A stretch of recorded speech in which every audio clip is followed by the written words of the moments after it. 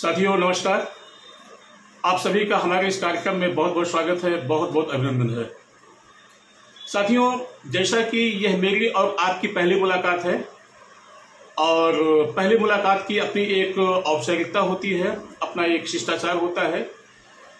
यानी कि पहली मुलाकात में दो नए मिलने वाले लोग आपस में एक दूसरे को जानते हैं, पहचानते हैं, यानी कि एक मुलाकात होती है, यानी कि एक परिचय होता है। जी हाँ साथियों, इसी शिष्टाचार अथवा इसी औपचारिकता के अंतर्गत मैं इस अपने पहले वीडियो के माध्यम से थोड़ा समय व्यक्तिगत अपने बारे में और साथ ही अपने चैनल के बारे में और साथ ही थोड़ा सा अपने विषय के बारे में, यानी अपने विषय की भूमिका पर मैं थोड़ा सा बात करूंगा, यानी कि अपने सेल्फ इंट्रोडक्शन के ऊपर यह हमारा पहला वीडियो होने वाला है।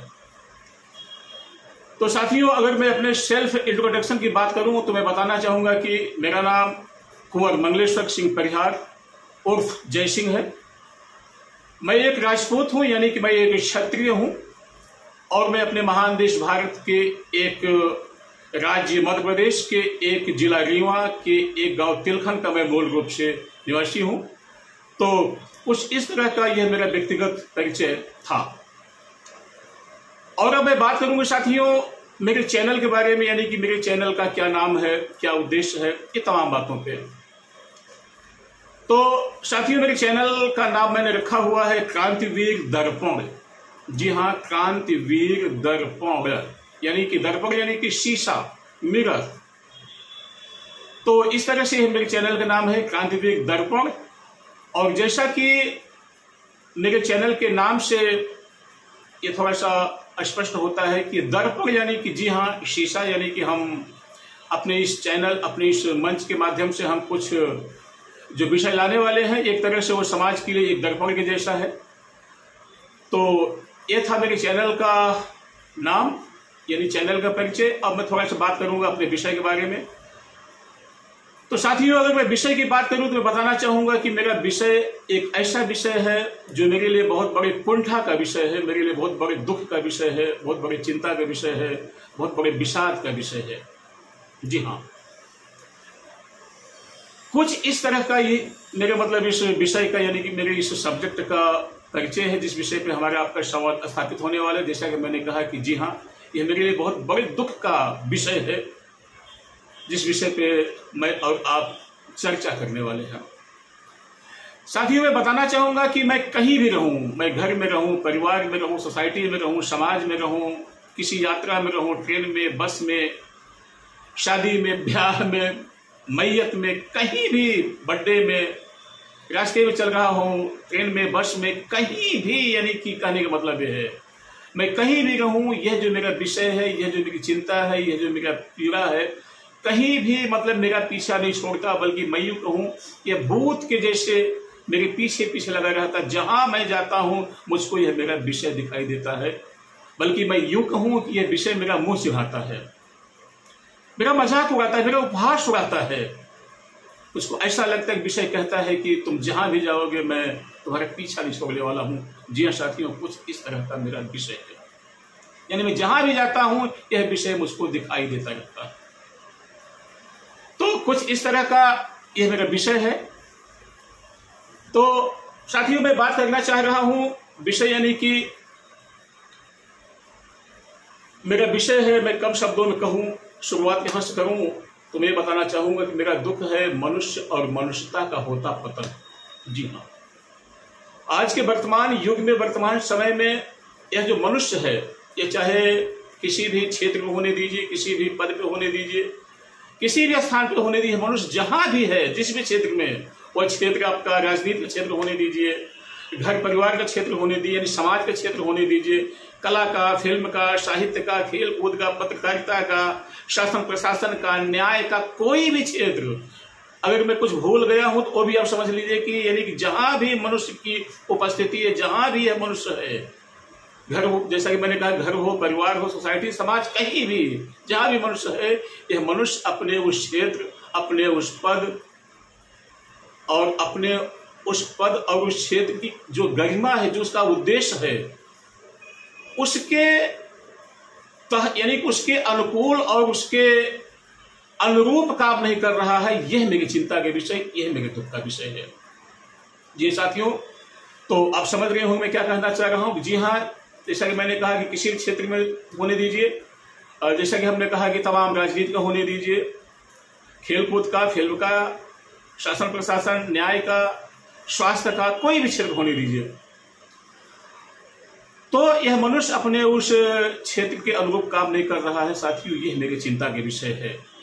ज्यादा बातें क्या कहा जाए, इस मनुष्य को यानी कि बहुत छोटी सी छोटी बातों से बड़ी बड़ी बातों तक का उसको अपनी जिम्मेदारी का एहसास नहीं है। उसको चलना कैसे चाहिए, मनुष्य को कैसे चलना चाहिए, कैसे उसको बोलना चाहिए, कहां पे उसको थूकना चाहिए, क्या क्या बातें कहूं, कैसे खाना चाहिए, कैसे उठना चाहिए, कैसे बैठ, तमाम चीजें ऐसी होती हैं, उनको देख ऐसा लगता है कि बाप रे बाप, मनुष्य काम नहीं हो सकता है, ऐसा मनुष्य सोच नहीं सकता है, ऐसा मनुष्य कर नहीं सकता है। साथियों, ये मेरी चिंता का विषय है। जैसा कि मैंने कहा कि कोई भी क्षेत्र होने दीजिए, राजनीति का, राजनीति के लोग जो यानी जिनको हम अपना नेता मानते हैं, जिनको हम अपना रहनुमा मानते हैं, जिनको हम अपना मत देते हैं, विश्वास देते हैं, जिनको हम चुनते हैं, जो हमारे पथ प्रदर्शक कहे जा सकते हैं, रहनुमा कहे जा सकते हैं, वोट लेने के लिए आते हैं। एक नया राजनीति में जाने वाला व्यक्ति जब पहली बार आता है, जो हमसे मिलता है, उस समय उसकी क्या बोलचाल होती है, क्या बात विचार होते हैं, कैसे उसके रहन सहन होते हैं, और जैसे ही उसको एक यानी कि विजय मिल जाती, जीत जाता है और अपने गंतव्य यानी कि किसी भी यानी कि जो भी आपके संवैधानिक पद हैं, जगह हैं, संसद हो गई, वहां पहुंच जाते, उसके बाद उनकी क्या स्थिति उनकी क्या विचार बनते हैं, किस तरह से उनका व्यवहार हमारे साथ में होता है, किस तरह से उनकी सोच होती है, ये हमारी चिंता का विषय है। डॉक्टर की बात किया जाए, स्वास्थ्य की बात किया जाए, डॉक्टर को हमारे समाज में भगवान का दर्जा प्राप्त है। डॉक्टर को हमारे समाज में एक आम पब्लिक कहती भगवान है। साथियों, जी हाँ, यह डॉक्टर का कभी कभार चेहरा ऐसा हमारे सामने आता है कि देख के घृणा हो जाती है कि ये मेरे भगवान का चेहरा है, ये मेरे भगवान का स्वरूप है। पेशेंट अंदर एडमिट है, उसके प्राण पखेरु उड़ चुके हुए हैं, उसका दिल धड़कना बंद हो चुका हुआ है, लेकिन उसका बिल अभी भी चालू है। डॉक्टर बीच बीच में आके आपको बताता जाएगा पेशेंट आपका क्रिटिकल है, लेकिन स्थिति कंट्रोल में है, जबकि पेशेंट कब का राम नाम सत्य हो चुका हुआ है, बिल चालू है। मैयत के साथ साथ में बिल थमा दिया जाता है 10 लाख का, 25 लाख का। जरा कल्पना किया जाए कि एक आम गरीब आदमी किस तरह से मतलब इस अचानक आए हुए हादसा को झेल सकता है, यह हमारी चिंता का विषय है। शिक्षा क्षेत्र ले लीजिए, शिक्षा में क्या, इस क्षेत्र में क्या हो रहा है, अपने आप को कथित शिक्षा सम्राट कहलाते हैं लोग, 2 सारे स्कूल कॉलेज खोल लिए हुए हैं, उसके बाद में किस तरह के शिक्षा के क्षेत्र के नाम पे यानी कि शिक्षा के नाम पे किस तरह का व्यवसाय हो रहा है, धंधा हो रहा है, ये हमारी चिंता का विषय है। हर साल स्कूलों में पुस्तकें बदल दी जा रही हैं, फीस दिन दिन बेतहाशा बढ़ रहा है, हर साल पुस्तकें बदल दी जा रही हैं। उसी मैनेजमेंट के दुकान से कह लीजिए या उनके स्टोर से कह लीजिए, आपको यूनिफॉर्म लेना है, जूते लेना है, बुक लेना है, तमाम चीजें वहां से लेना है। ये हमारे शिक्षा के क्षेत्र का है, दशा है। उसके बाद में उनका क्या रिजल्ट है, क्या परिणाम है, वो हमसे आपसे छिपा नहीं हुआ है। धंधा व्यवसाय की बात ले लीजिए, धंधा व्यवसाय की बात किया जाए, कोई भी बताइए, तेल होने दीजिए, दूध होने दीजिए, अन्न होने दीजिए, कौन सी ऐसी वस्तु है, सब्जी भाजी होने दीजिए, सब में मिलावट हो रहा है, सब में जहर ठूसा जा रहा है, इंजेक्ट किया जा, इंजेक्शन लगाया जा रहा है। दूध मासूम बच्चे पीते हैं, क्या कहते हैं, दूध मुहे बच्चे पीते हैं, नवजात बच्चे दूध पीते हैं, जो बच्चा पैदा हो रहा है, या कि बेड पे पड़ा हुआ मरीज दूध पीता है। दूध कैसा आ रहा है, ये हम आपको सबको पता है। दूध में यूरिया मिलाया जा रहा है, तमाम केमिकल मिलाए जा रहे हैं, चावल, लहसुन, क्या क्या, ये तमाम जो समाज में दुर्गंध मचा हुआ है, जो विडंबनाएं फैली हुई है, यह हमारी चिंता के विषय है। इस विषय पर हम आपसे बात करने के लिए आए हुए हैं। तो साथियों, अब सवाल यह पैदा होता है कि जब मैं इन तमाम बातों को आप सबके सामने रखता हूं, यानी किसी के सामने, यानी जब मैं अपने इस भड़ास को, अपने इस दुख को, अपनी इस विडंबना को, अपनी चिंता को, टेंशन को जब मैं किसी और से शेयर करता हूं, यानी जब किसी के सामने बातों को रखता हूं, बताना चाहता हूं, तो मुझको थोड़ा सा और भी भय होता है, मुझको थोड़ा सा और चिंता होती है कि तमाम लोग कह सकते हैं कि कहते हैं कि क्या फालतू का बकवास लेकर आप आए हुए हैं। ऐसा कहीं कुछ भी नहीं है, हमको नहीं दिखाई देता है। खाली ये आपको दिखाई देता है, ये खाली आप ही को है, क्योंकि आपकी दृष्टि में दोष है, सृष्टि में दोष नहीं है, आपकी दृष्टि में दोष है। अपनी दृष्टि को बदलिए। तमाम कथित उदारवादी जो समझाने वाले होते हैं, साधु संत कहते जैसी आपकी नजरिया है वैसी आपकी दुनिया है। अब जरा कल्पना कीजिए, एक अलग चर्चा के विषय है, उसमें बातें होंगी, लेकिन ऐसा लोग कहते हैं कि कमियां सोसाइटी में, समाज में नहीं है, खाली आपकी आंखों में कमियां हैं। जी हाँ, मैं मान सकता हूं कि मेरी आंखों में कमियां हैं। क्यों मान सकता हूं? क्या होता है साहब, एक जैसे कि मैंने कहा कि ये जो तमाम बातों में चर्चा कर रहा हूं, ये ऐसा लोग कह सकते हैं कि खाली आपकी चिंता है, ये खाली आपका टेंशन है। ऐसा कहीं कुछ नहीं है। हाँ, नहीं दिखाई देता। अगर बाई चांस तमाम मेरे जैसा तमाम लोग चिंतित होते, जिन विषय पे, जिन बातों पे मैं आज आप लोग चर्चा कर रहा हूं, अगर इन विषयों पे, इन बातों पे तमाम लोगों की चिंता होती, तमाम लोग इससे टूटे होते, तमाम के मन में भड़ास होती, तो शायद ये तमाम लोग इस तरह के कुकृत्य करते ही नहीं। जिन तमाम बातों की चर्चा हो रही, वो डॉक्टर के क्षेत्र में होने दीजिए, स्वास्थ्य के यानी कि शासन प्रशासन के, न्याय का, जहां भी तमाम बातें हो रही, तो अगर उनको एहसास होता है कि मैं गलत काम कर रहा हूं, तो गलत काम होता ही क्यों? और जब वो गलत काम होता ही नहीं, तो आज कम से कम मेरे जैसे जो सब तरह से असक्षम है, न बोलते बनता है, न साधन है, न सुविधा है, न समय है, मैं अपनी भड़ास निकाल रहा हूं, तो ये दिन मुझको मेरे जैसे आदमी बोलने के दिन आज नहीं आया होता, और आज मैं आपका इतना बेशकीमती समय में आपका ले नहीं होता। ये मेरी चिंता का विषय है। तो अब यहाँ पे सवाल ये पैदा होता है, मेरे हिसाब से मैं ऐसा सोचता हूँ, आखिर खाली मुझको क्यों दिखाई दे रहा? क्या वास्तव में खाली मेरा विषय है? ये तमाम लोग नहीं दिखाई देता? हो सकता है न दिखाई देता हो, बिल्कुल हो सकता है न दिखाई देता, लोग अवॉइड करके चले जाते हैं।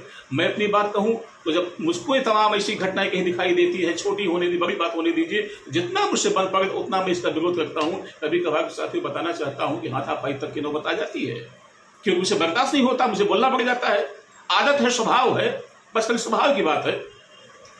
तो इन बातों का, इन विडंबनाओं का विरोध करना कम से कम एक मेरे जैसे आदमी का स्वभाव है, और इन्हीं बातों को, इन्हीं विडंबनाओं, इन्हीं विकृतियों को, इन्हीं विद्रूपताओं को झेल जाने की, सह जाने की, या अवॉइड कर देने का भी स्वभाव तमाम लोगों का है। या कि उनको दिखाई नहीं देता। तो दुख दिखाई क्यों नहीं देता है?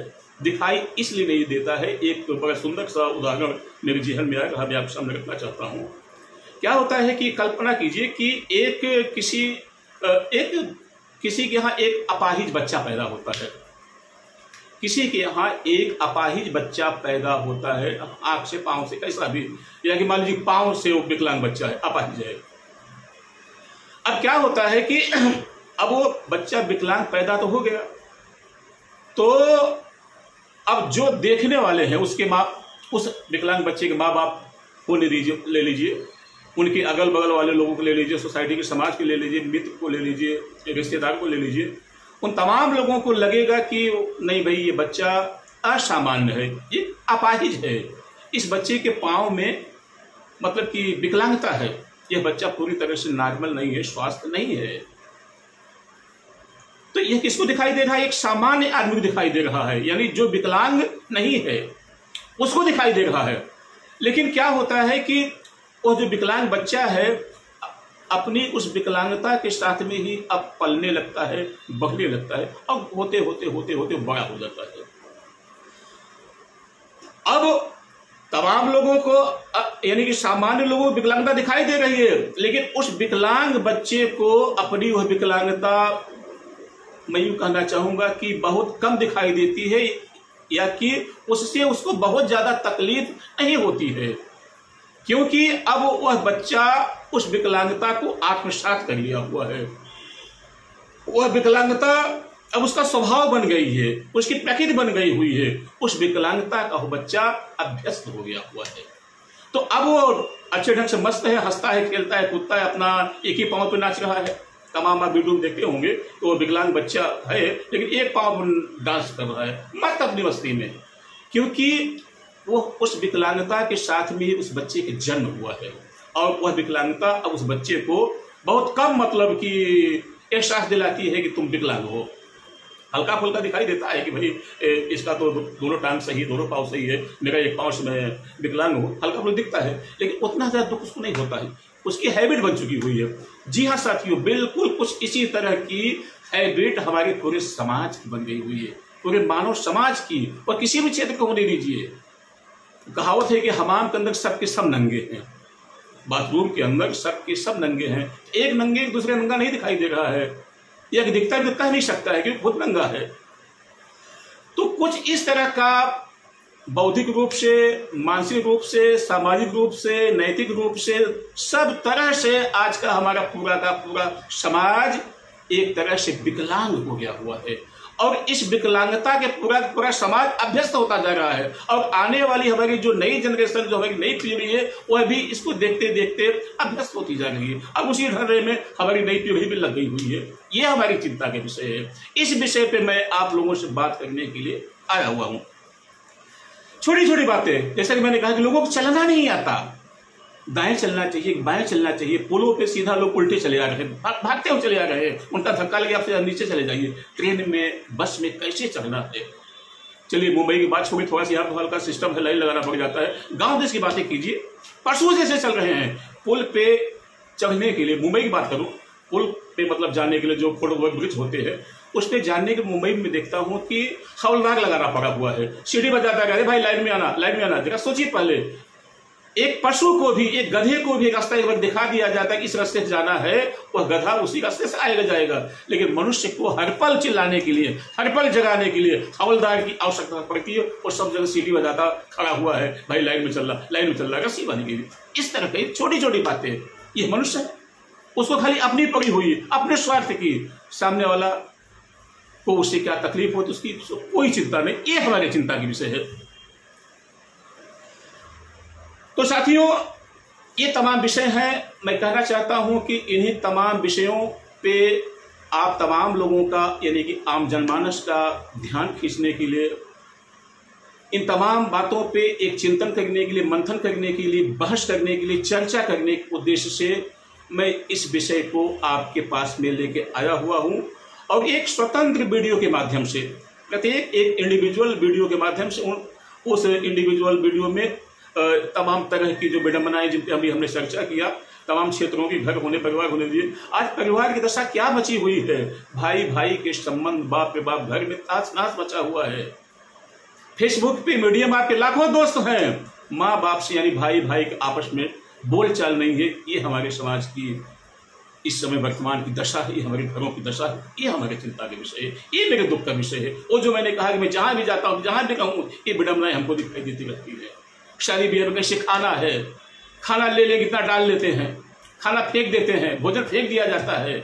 शादियां कैसी हो रही है, कहाँ लड़कियां भगी जा रही हैं, कहाँ कैसी शादियां हो रही, ये तमाम जो हमारे समाज में घटने वाली जो विकृतियां हैं, विद्रुपताएं हैं, ये हमारे चिंतन के विषय है, ये हमारे चर्चा के विषय है। ये वीडियो यानी कि ये प्रथम वीडियो है, भूमिका की वीडियो है, विषय के परिचय के वीडियो है, थोड़ा सा बड़ा हो रहा है, इसके भी क्षमा चाहता हूँ।